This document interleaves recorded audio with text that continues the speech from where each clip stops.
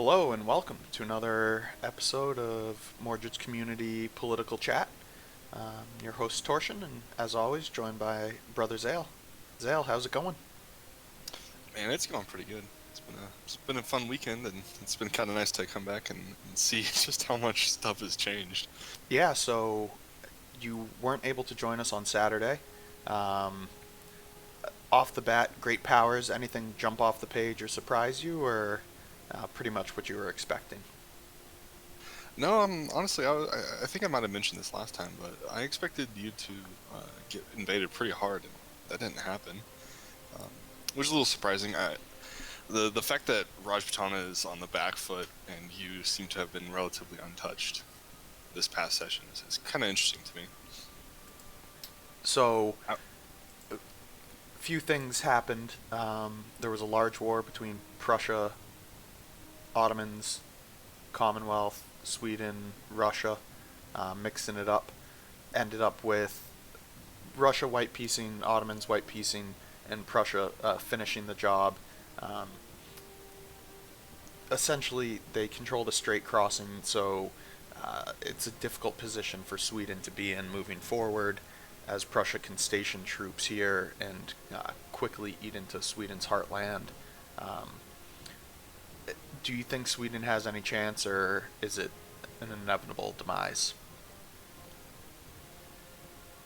I think they got an interesting future in front of them, but I do believe that they have a chance of pulling it back. It's an unlikely chance from what I can see, but there is a chance. Other changes in the European theater. Spain continues their slow but inevitable destruction of Italy, as well as northern Africa. Great Britain gave up their land that they took in the first Netherlands War.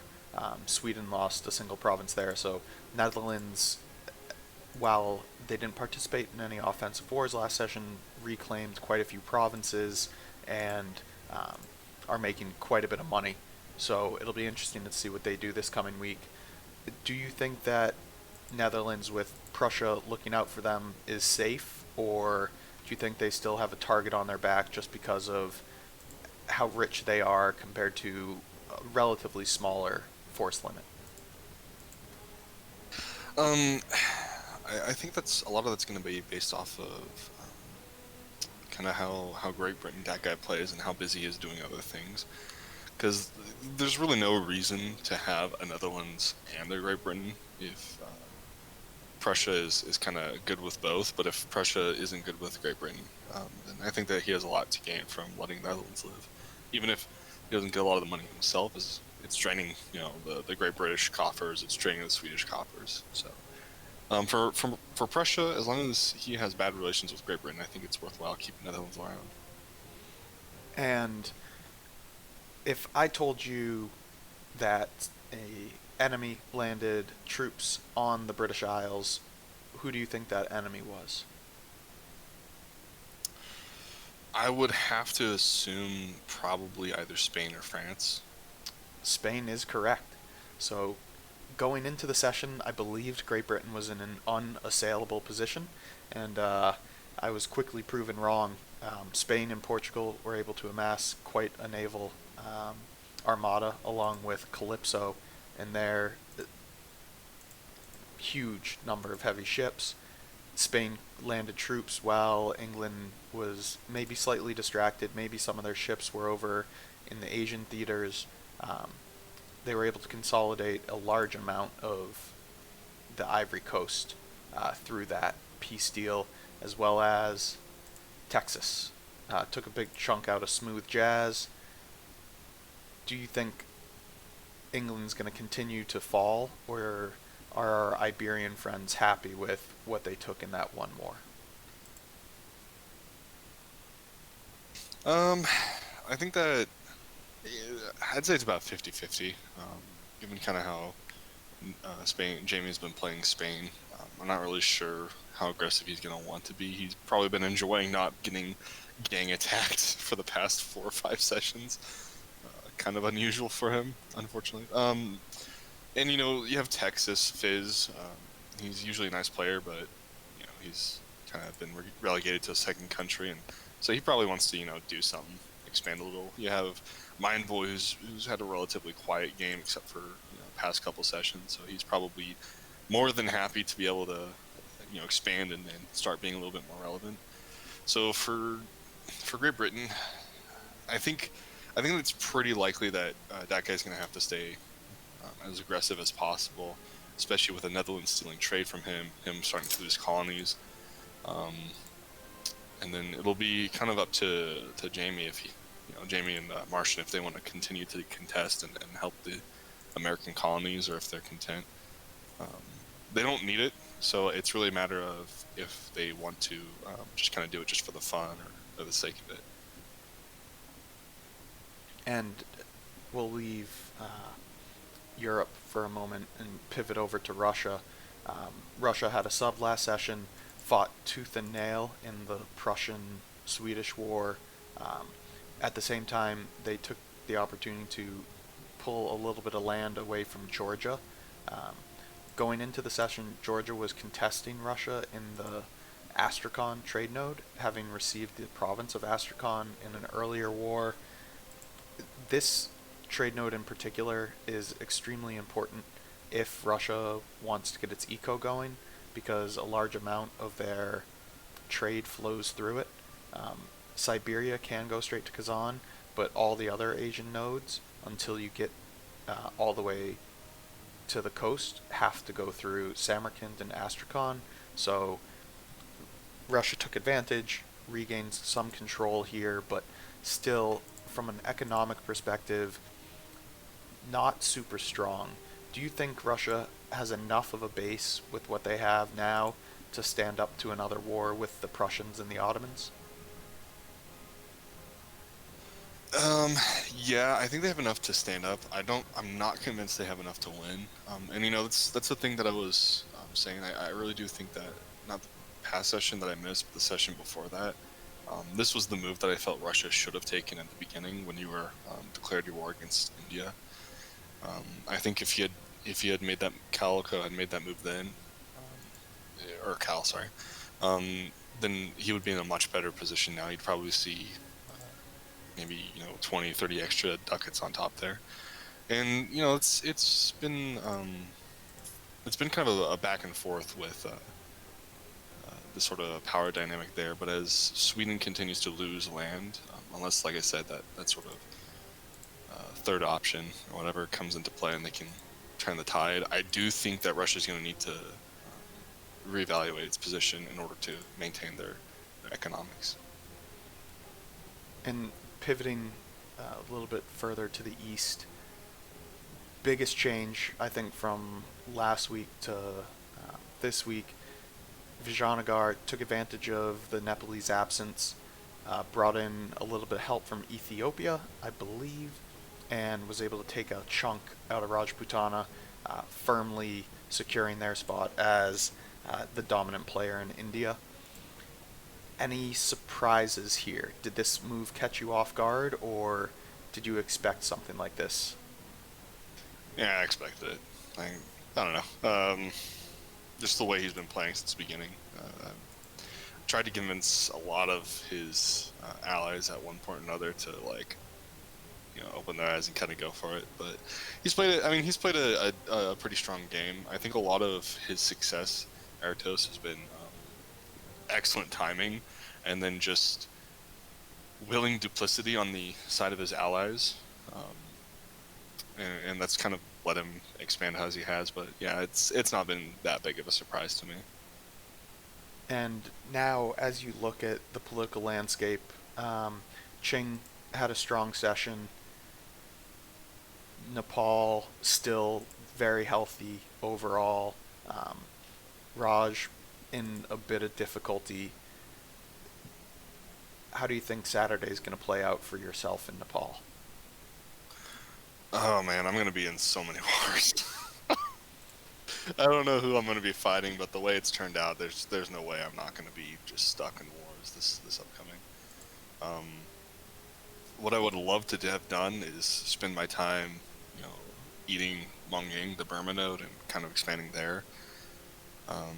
But the way it's shaken out, the AI made the awesome decision to tributary Mongang, so that's gonna slow that down, and it's just gonna be the kind of getting to the point where for me, there's gonna be a lot of powerful people on my borders that um, a lot of them can beat me, and it's in a war, 1-on-1, and so it's gonna be a matter of either securing my position or making a war against me so untenable that uh, you know they'd spend too much time and resources beating me that they'd leave themselves exposed to somewhere else. So it's gonna be interesting.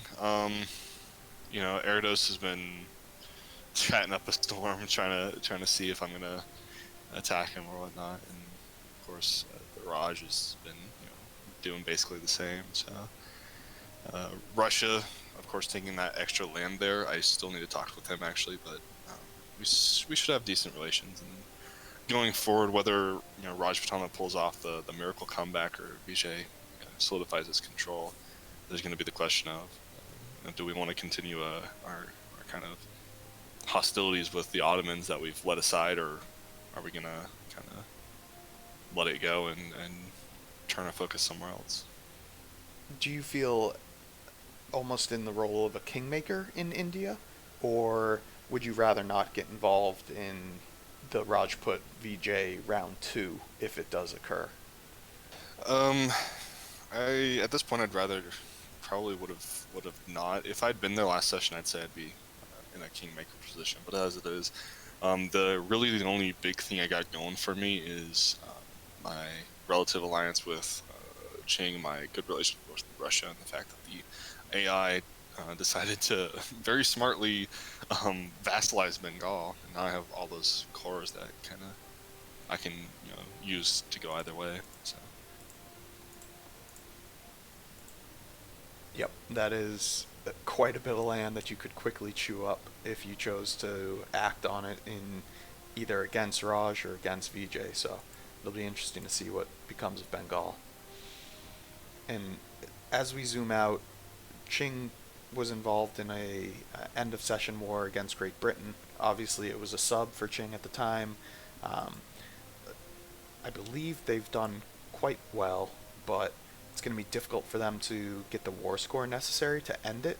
Um, do you know if there's a peace deal in the works offline, or is this something we should expect to see dragging out?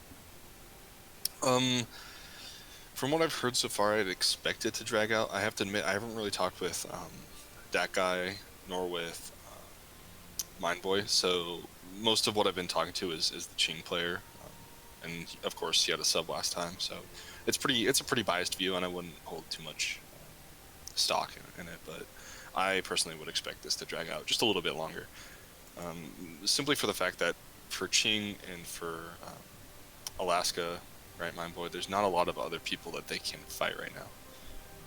Unless Qing wants to attack me, but he's allied with Russia, or basically allied. He's allied now with Malaya, so there's not much else for him to do other than get involved in these external conflicts across the seas and stuff. So, and then of course Alaska's been spending the entire game building up in order to do something, and now he has an opportunity where he's not just going to get bullied by a bunch of nations on his own. So I don't see any reason why either of them want to end this conflict anytime soon, considering they spent most of the sessions so far building up in order to have a conflict. And I'm not sure if you remember, but I don't think I could have been any more wrong with my prediction about the lack of action from a colonial nation's perspective.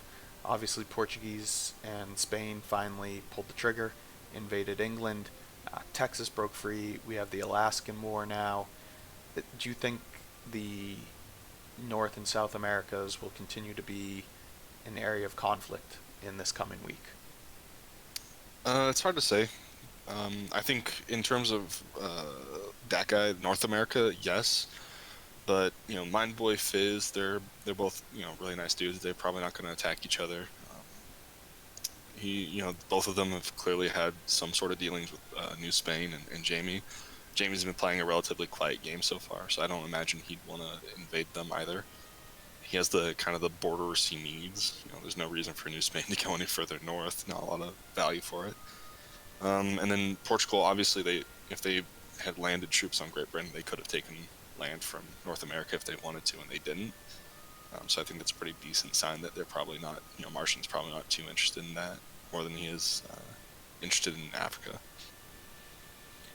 And speaking of Africa, does the continued existence of the Mamelukes and their vassal swarm of Kilwa, Rasids, Togart, etc., surprise you that either the Europeans or Ethiopians or Ottomans haven't been more aggressive in their breaking down of the Mamelukes? Nah, it's for the same reason I'm not surprised that Nepal wasn't declared on, because there's not been any protection right after 1650. So Correct. that's simply like it. It's a lot of attrition and time and distance and everything. Time's probably the most important one. There's a tremendous amount of ducats in the Zanzibar trade node, though. Yeah, The but if you Mamelukes are still making. Let's take a look at this actually. 147 Mamelukes at this point, and we compare this. They're making more than a number, mainly colonial nations, but still, they are still up there from a econ perspective, having not had a player for I think 2.5 weeks now, maybe 3.5. Yeah, but that's the thing. The people who could benefit the most from that is probably Great Britain. Portugal, of course, could once they start getting closer, if they start getting closer. But as you pointed out, Great Britain had its, if Great Britain has its fleets elsewhere, that lets Spain, that lets France, that lets other people invade their homeland. And so, like, there is a lot of value to be taken, but is it worth the risk? And I think and the time investment, I think for a lot of people, not really. Like, Great Britain could get a whole bunch more ducats, but Great Britain already has more ducats than they really need. Ottomans, you could as well, but you promised you wouldn't make a lot of aggressive moves against India, unless you plan to break that promise. That's where most of that money's coming from. Not most, I'd say probably half. And you'd have to march all the way through the desert just to kind of get down there. And I think you're getting pretty close. I think that's probably part of the reason you took that Aden stuff that you did. You plan to start sniping some of that, drawing some of it out there. But otherwise, yeah, Spain would have had to fight all the way through Ethiopia, or the Mamluks still do the same thing. He's been relatively humble with his territorial ambitions, just kind of trying not a different way, but a more calmer way of hopefully not having as many player coalitions against him. And other than that, India's been too busy doing stuff that they internal and against you, that they can't really afford to have gone across the seas. So I don't really see anyone. Ethiopia probably stood the most to gain in from doing it, but they had the risk of the British looming over them this entire time. And I'm not sure that they would be able to fight a war against the Mamluks on their own and the British. And if the British had invaded them. So it's not too surprising.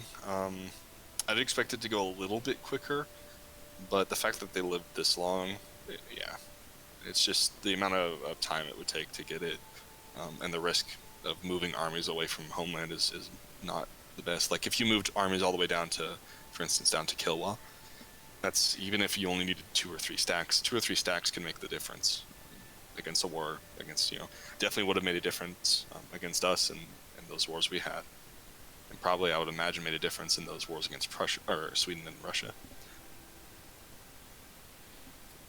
And as we take a look at the macro view, where do you think Spain is going to attack? I think that's the question on a lot of people's minds. As we mentioned earlier, they've completed their naval hegemon. They've got plenty of ducats in the bank, plenty of manpower, one of the top force limits in the game, and have been extremely quiet for multiple sessions now. Who's gonna bear the brunt of Jamie's next move? That's a great question, and I think really only Jamie can answer that. He has a lot of different moves he can make. you can see from how he split his armies up in a bunch of different places. He's done a very good job of kind of keeping wraps, and I think it's really whatever he's looking for in this going forward. So like he could easily invade France, he could invade Switzerland, he could invade you. And there's a lot of he could even go for Ethiopia at this point. He has a lot of different avenues of expansion that he could take if he wants, and I think it mostly boils down to what sort of fun, what sort of gameplay he's looking for. And he's had a lot of games where he's had to fight huge, massive coalitions, so it wouldn't surprise me too much if he decides to go after a weaker player, easier wars, and just kind of have a nice peaceful war sort of thing. But at the same time, like he's been going through all these giant wars, and he keeps coming back to the game. So I think perhaps maybe he is looking for those big wars, the challenge that he can get from it, especially since as you're hovering over right now, he took Moria and Athens.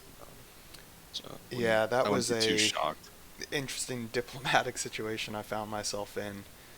Going into the session, I knew Prussia had plans to fight Sweden. I was interested in supporting them because I knew Russia would be dragged into the war. Jamie approached me, and do you know the story about if you give a mouse a cookie? Yep. Well, I gave the mouse a cookie, and we'll see what happens when he comes back asking for more. Essentially, he said, I'll take just Athens, or we can fight a bigger war. And I was going back and forth, and I almost fought the war for it, but I decided to give him just Greece and then fight in the Swedish-Russian war. And I don't know. We'll see what happens. But I think the Spanish are coming for the Turks.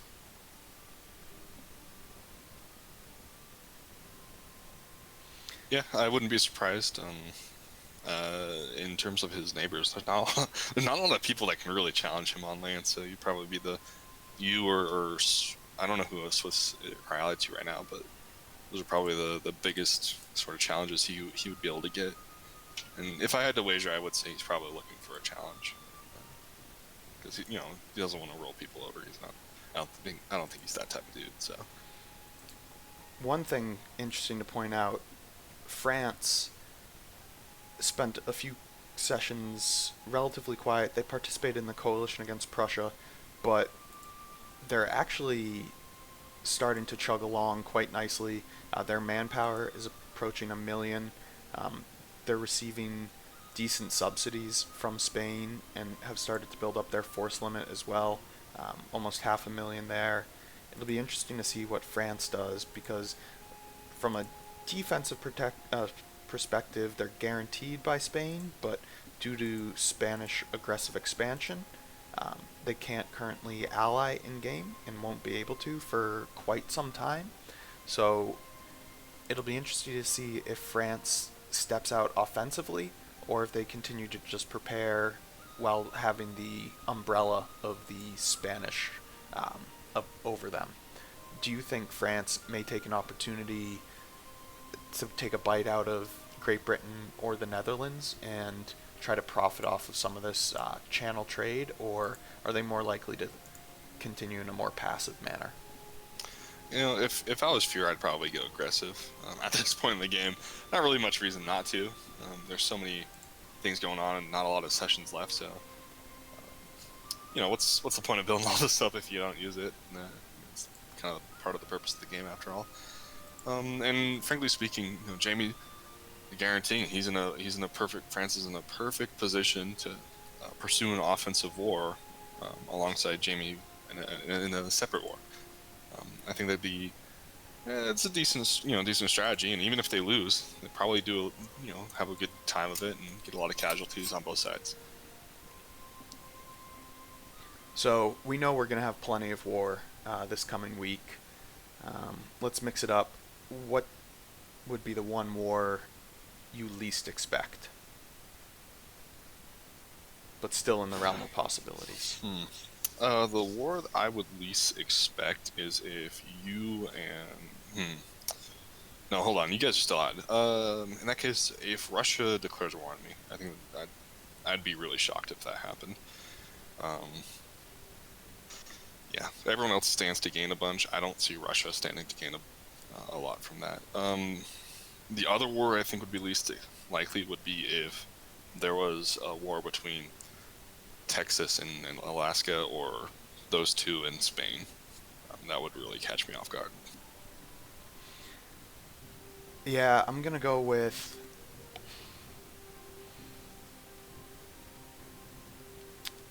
probably the least likely, but still a slim chance of it happening. I'm gonna say France attacks the Netherlands. I don't see France pulling the trigger on that offensive war just because of Netherlands' current allies. Um, if I'm France and I'm planning an offensive war, I might attack England once their current wars are done. I don't know actually. Hmm. Yeah, I just don't see France attacking the Netherlands. They may go in on Switzerland as Spain goes in on the Ottomans. Yeah, I'm gonna go France and Netherlands. Any final thoughts for us, Sale? Yeah, I think this upcoming session, militarily wise, is going to kind of set in stone who the winners and who the losers of this campaign are going to be. If Sweden and Russia can't pull something out of the hat, I don't imagine Sweden's going to be able to be viable after the session if they lose another major war. Depending on what happens in India, it's going to be pretty obvious who. I think it's going to be pretty obvious who's going to be kind of top dog after that. Um, Depends on what happens between you and Spain. I think it's going to be one of you is probably going to get eco crippled and lose your ability to wage war. And if I'm being honest, I'd imagine it's probably going to be you that are going to lose out because Spain's been doing nothing but building up while you've been having to fight a whole bunch of wars on different fronts. So it's going to be, yeah.